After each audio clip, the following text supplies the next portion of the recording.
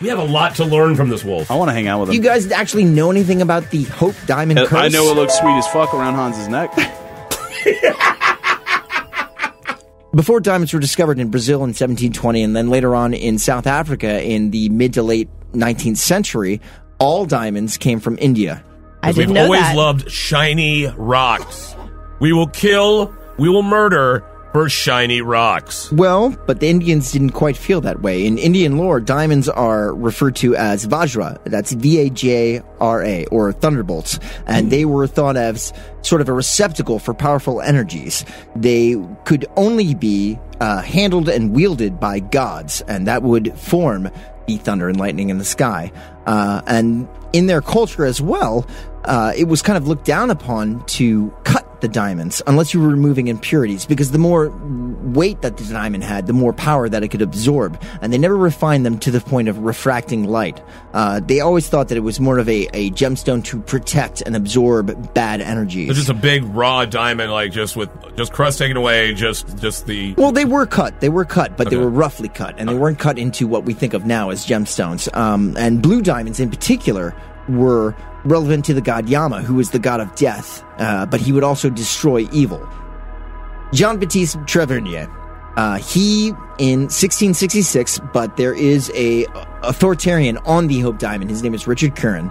He wrote a great book about it. He works for the Smithsonian Institute. He's probably the foremost authority on the Hope Diamond in the world. He claims that it was in 1653 that he acquired this 112 and 3/16 carat roughly cut blue diamond. And this was out of the Kolar mine in Golconda, India, which was sort of known as like the El Dorado of India. It was sort of fabled for all of the riches that were there. And once this was discovered, it was brought back to France and sold to Louis XIV, the Sun King. It was sold for around what today would be $1.8 million. Whoa. That's it? That's it. But it, again, uncut, whatever. rough. Okay. Was this 17? They didn't know what they had just yet. So, at the king's behest, it was recut by Sir Pito, the court jeweler, in 1673 down to 67 carats. A mere, And a tiny speck of a jewel. It was dubbed the French blue, which is commonly known as, but also in proper French, the blue diamond of the crown. But it doubled its value because in this era, people were learning to cut glass and to cut gemstones in order to make the most out of refracting light. It's funny because the Hope Diamond is so rare, it has a little bit of boron, 1 molecule of boron to every million molecules of carbon that gives it deep blue color. How do we figure this shit out? That's pretty impressive that we can figure out the number of molecules per square inch of a gemstone. Through spectrographs and things like that. And, I mean, I know how. Yeah. I'm just saying that when you really... I'm aware of how, is involved. I'm just saying when you really step back, it's pretty freaking fascinating, jackass. Please continue. After this sale, though, Trevernier was allegedly mauled to death by feral dogs in Moscow. Of course in he was. the late 17th century. Yes, he was. Dogs, quote unquote. Yes. And that is the first death attributed to the Hope Diamond curse. The first. So Louis XIV, he was beleaguered by many health ailments after he had procured this diamond. Especially after he had procured this diamond. He eventually dies in 1715 at the age of 77 from gangrene. But it seems like this gemstone that everyone it comes in association with, even including people that have not worn it, tend to befall to some sort of nefarious end. So we've brought this gemstone into a house that kills people. That's a gemstone what I'm that kills saying, people. Man, Daddy, I'm freaking out at that. This is Not awesome. good, man. So It's not even good. someone that just barely wore it once on borrowing it, a friend of the king, Nicolas Fouquet, he wears the diamond once, and then shortly thereafter, he is accused of embezzlement, and he is publicly disgraced and then executed. So Louis XIV's successor, Louis XV, is... Didn't see that coming. Yeah. Yeah, you would never expect it. Yeah, they got super weird. What a twist. During his reign, he is awarded a title in the Order of the Golden Fleece and has the jewel set into his ceremonial ribbon piece, which is basically one of the most valuable jewelry settings that has ever been conceived. Think hundreds of diamonds, and at the centerpiece of it, on the lower half, it's only a 6-inch ribbon, but hundreds of diamonds, and at the bottom half, this rare blue diamond. And the Kanye of the time bought it immediately. This was in 1749. And so then years later, during the French Revolution, this had been, the jewel had been basically become part of the French crown jewels at this time. So during the French Revolution, in the fall of 1792, the royal family is imprisoned during the reign of terror, quote unquote. And meanwhile, the French crown jewels, they are under lock and key in the royal storehouse. And during one of the most notorious robberies of all time.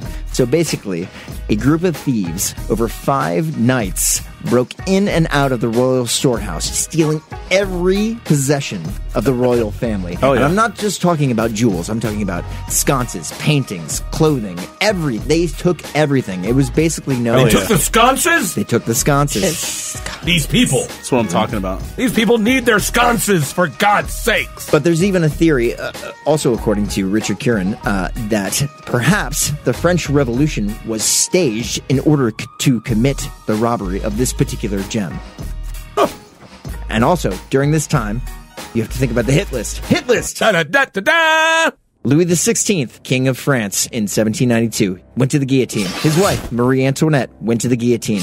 Princess Marie-Louise de Landau, she was beaten, raped, and literally ripped to pieces by an angry mob. Wow. And she had been known to wear out the Hope Diamond on many occasions. So after this theft, the diamond disappears.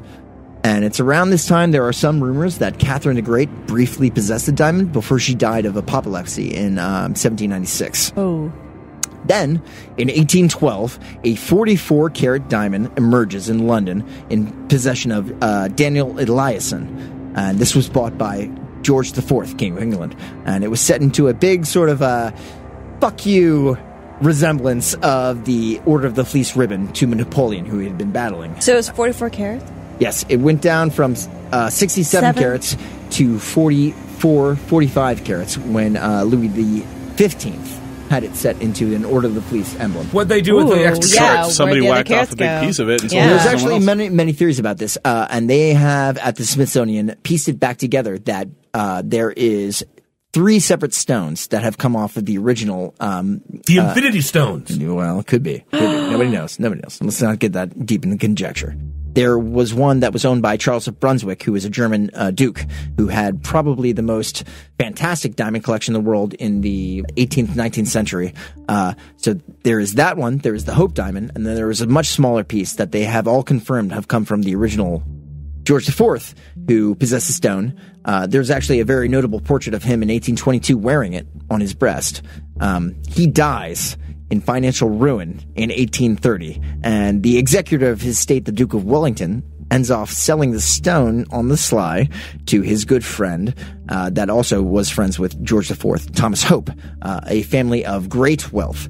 They actually fronted the money for the Louisiana purchase to America when it was bought. Nice. Oh. Yes, so a very, very wealthy family of Anglo-Dutch descent. This was done without public knowledge to avoid humiliating the royal lineage. George, he died because he was a terrible alcoholic. He suffered from dropsy, and upon his death, doctors discovered that he had an orange-sized tumor in his bladder, amongst other ailments. So Thomas Hope's brother, Henry Philip, he was a diamond collector and aficionado, and so the stone was passed then on to him, and during the next 3 generations of Hopes, the stone eventually gains its name by showing it at World's Fairs, at the London Exposition, in the Crystal Palace. Spreading that evil everywhere. Yes, and then it became known as the Hope Diamond. Like, hope you don't die. Yes, but again, the hit list on this one... Da-da-da-da-da! So we have, in between the succession of George IV to its next owners, Wilhelm Falls, who supposedly recut the diamond to disguise it. It's stolen by his son, who also murdered him.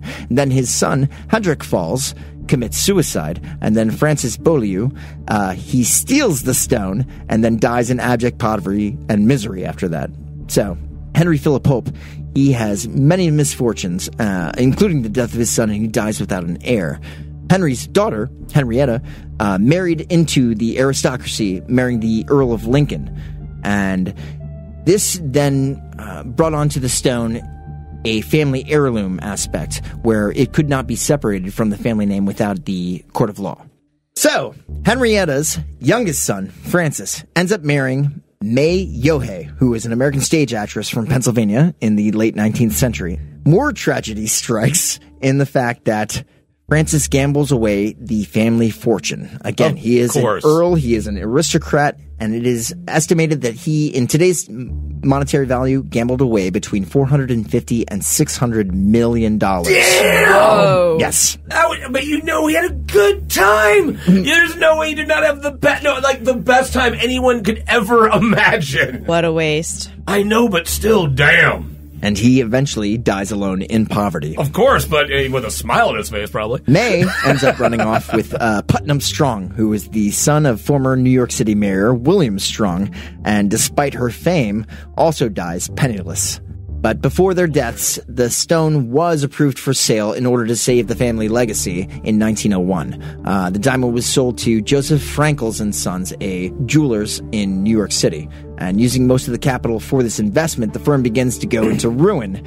And the story of a curse just now, after all of these hundreds of years, starts to appear in newspapers, and it's mainly purported by the New York Times and the Post. What was the first news sighting, or a new report? Excuse me. I know the word hoodoo was used. Hoodoo. Who do the voodoo that you do? In between this period, while they owned it, it was shown and sold to Abdul Hamid in 1908 via his second, Salim Habib. So Habib ends up drowning in the sinking of the French steamer Seine of Singapore in November 1909, and the Sultan is eventually overthrown in the Young Turks Revolution. The stone was also sold before his overthrow to pay off his debts in Paris in 1909 for about $80,000, which is now around $2.17 million. It was sold to Pierre Cartier of jeweler's fame. And in 1910, he started to try to sell this stone, this very famous stone, and employed an old story in order to do so. He was trying to sell it to Ned and Evelyn McLean. McLean owned the Washington Post at the time. He was a paper magnate. The story he employed was one of Wilkie Collins, who wrote a story called The Moonstone. And this is back in the late 19th century. He was friends with Charles Dickens, but it recounts the story of a priestess trying to steal the yellow gem out of the statue of a Hindi god, and was forever cursed and trapped. And then once the stone was recovered, everything went back to normal. But this same story was inspired by none other than Jean-Baptiste Tavernier, the original procurer of the Hope Diamond, who mentioned in one of his journeys this folktale, recounting the same sort of details. And this is where the curse was built off of. The couple, knowing this, still bought the stone. Evelyn was convinced that things that were bad luck for other people were good luck for her. And then yet, tragedy strikes her family. Shocker! Yeah. In 1919, her son Vincent, while they were attending the Kentucky Derby, was struck by a Model T Ford going about 8 miles an hour down the road. He was a very young child. Went to a racehorse, got hit by a car. He was concussed and died from complications of the injury. Her daughter, at the age of 25, committed suicide from a drug overdose. Her husband, Ned, was implicated in the Teapot Dome scandal of Warren G. Harding's presidency. He was the guy that signed the checks. Lost everything, went insane, and spent the last of his days in a insane asylum in Towson, Maryland, which coincidentally is where I was born. Oh, wow. So Full you got just a little bit of curse on you? Just a little bit of curse. A little bit of curse on you. Evelyn was very generous with the stone and generous to society, and so nothing really bad besides the other tragedies befell her personally. I'm saying nothing bad other than the other tragedies. The deaths in her family. Nothing befell her personally. She was not injured or... all around her died in misery. But upon her death, the entire lot of her gem collection was bought by Harry Winston Incorporated. He was a jeweler, and he eventually donated it to the Smithsonian Institute in 1958. And oddly enough, he shipped it through registered mail. Really? Yes, he did. Just to spread the curse throughout the Americas. Nope. $2.65 postage with insurance. What was the insurance like on that? Yeah. Yep. Yeah. He put it in a brown paper bag wrapped box, and yet even the man that picked up the delivery, he delivered it in November. In February, his wife died. His dog died. He was struck by a car and broke both his legs, and eventually died from complications. Oh my God. So all the way up until the last guy, I was just going to say this seems like the standard like foibles of rich assholes, right? Like bought this amazing $3 million diamond and then wrecked in a ship, like a steamer off the coast of whatever. and the Sultan was like, defamed mauled or whatever. by his prize camel. Right, exactly. Right. But the mailman thing definitely like is like weird for sure. That's strange.